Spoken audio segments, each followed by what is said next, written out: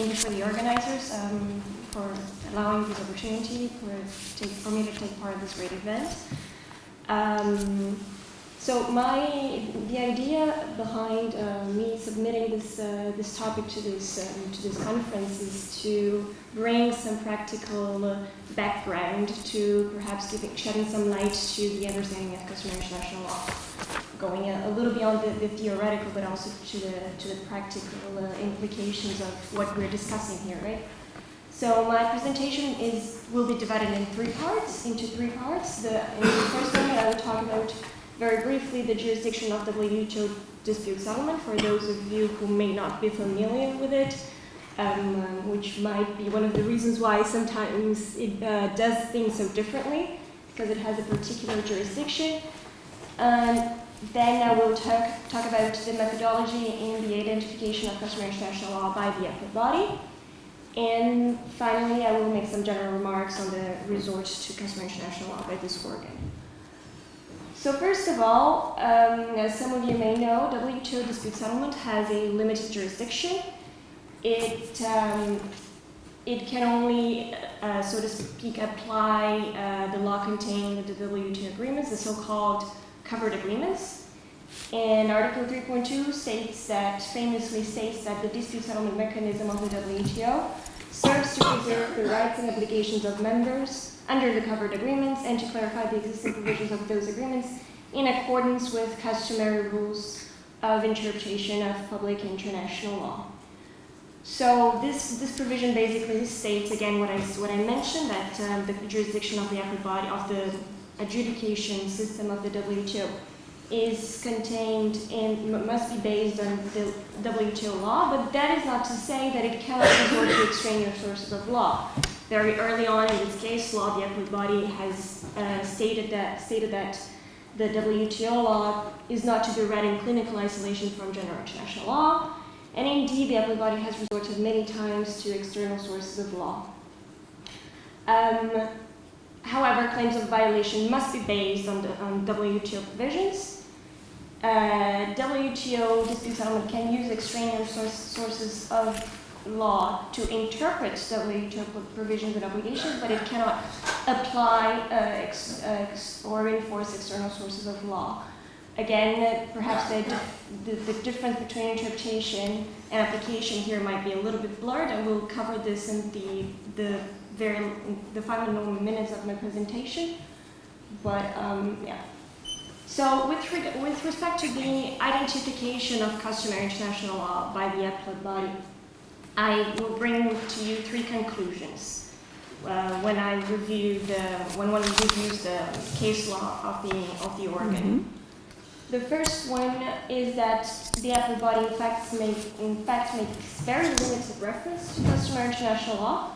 Out of 157 adopted reports, including compliance proceedings, it only resorts to customary international law that is contained in these two realms of general international law, let's say, the law of the treaties and the law on state responsibility. But even within these two fields of international law, the instances in which the Appellate Body declares the existence of a customary rule are very limited. These are only the rules on treaty interpretation codified by Articles 31 to 33 of the Vienna Convention on the law of the treaties, and the principle of proportionality in Article 51 of the draft Articles on State Responsibility, which is interesting because the Appellate Body does make reference to a number of other rules of international law that are contained in these instruments. So, for instance, the principle of non-retroactivity, the rules on attribution of the draft Articles on State Responsibility, Pacta sunt servanda again in the Vienna Convention.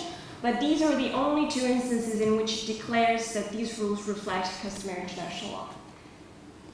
And when it does so, it does not make an assessment, a proper assessment of opinio juris in state practice to determine the customary status of the rule.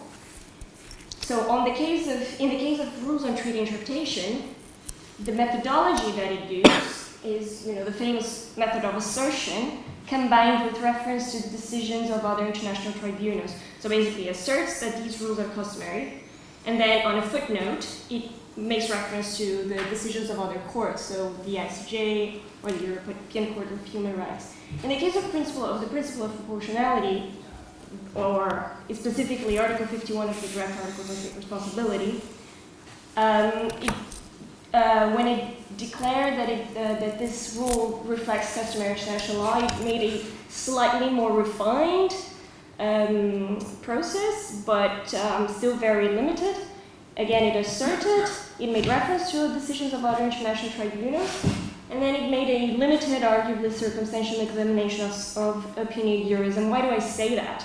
Because in the case in which it declared that this rule reflects customary international law, it said that the United States, which was one of the disputants in the case, and incidentally the defendant, the United States recognized the customary status of this rule elsewhere.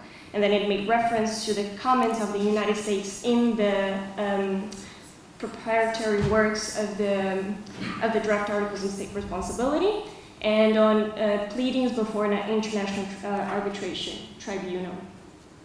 So one can draw, a conclusion that one can draw from this is that in the case of principle of proportionality, at least, the appellate body was much more concerned in trying to legitimize the fact that it was asserting the customary status of the principle of proportionality with respect to the addressees of the report than to actually go into a full-blown process of identification of customary international law. And the third conclusion is that, in fact, the appellate body is seems very hesitant in determining the customary status of a rule.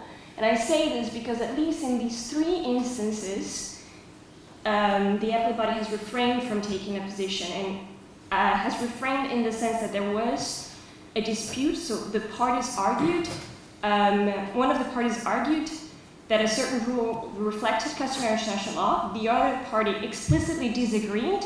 And in these three cases, the appellate body has completely circumvented the question and resolved the matter in a different way. Most notably, the precautionary principle, in which the European communities argue that the precautionary principle reflected customary international law. Mm-hmm. The United States said it didn't, and the appellate body said it is not for us to decide on this matter. So I think this is very telling in the sense that the appellate body is very hesitant in determining the customary status of an law. And to wrap my presentation, I will offer some general remarks on these resort. So I think that the fact that the appellate body has only declared as customary those rules that are structural, so meta norms, that is rules on treaty interpretation, and secondary rules is very telling. And in particular, customary rules on treaty interpretation may have even been more easily resorted by the appellate body because they have been expressly incorporated by the WTO by Article 3.2. And I also believe that the very fact that these rules have been codified by the ILC may be another reason why the appellate body has referred to them as customary. This allows the appellate body to have more leeway and perhaps take a more cautious position when referring to customary international law, because if these rules are codified, that means that the appellate body does not have to ascertain itself on the existence of a customary rule. And finally, on the use of customary international law for interpretative purposes versus the application of customary international law. As I mentioned in the beginning of my presentation, this line is interesting in the context of the WTO dispute settlement because adjudicators can only use extraneous sources to interpret WTO provisions, but they cannot apply it. So I believe that the very limited resort that the appellate body has taken with respect to customary international law, so only rules on treaty interpretation, and very limited resort to rules on state responsibility has given more leeway for the appellate body not to overstep this mandate and to keep its legitimacy with respect to the members of the WTO. As you may know, despite all this, the appellate body is still going through a legitimate crisis at the moment, But I do believe that its approach with respect to customary international law has been very traditional in that sense, in trying to keep within the limits of its jurisdictional mandate. And I thank you for your attention.